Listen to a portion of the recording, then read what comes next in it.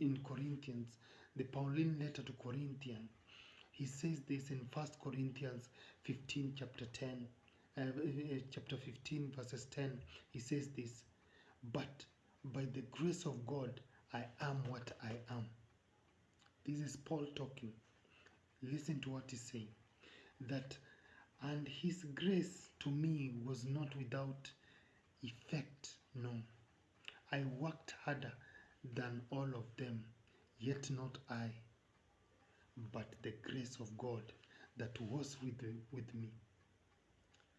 Paul is trying to say that he worked harder, he sacrificed more, he did extra, but not by that, but by the grace of God, that Paul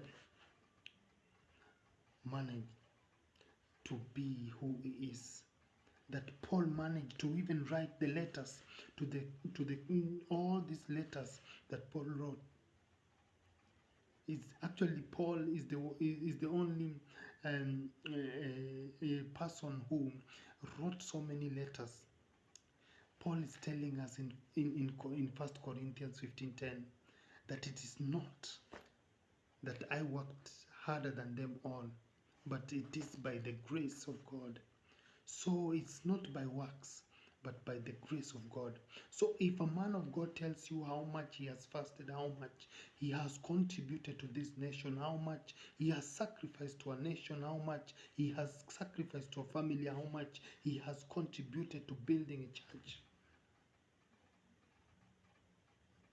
and that's why he can stand and pride about it, and talk about it, and be able to even point fingers at people without wisdom.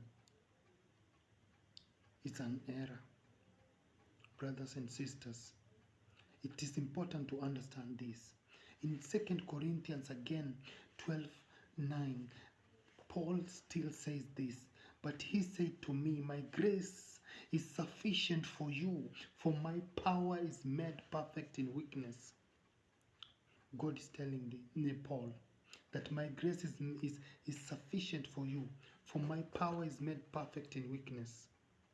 That when you realize your weakness, that's when the power of God manifests itself. That when you show that you can feel pain at times, that's when God manifests his power. That when you find yourself that you do not know so much, that's when the power of God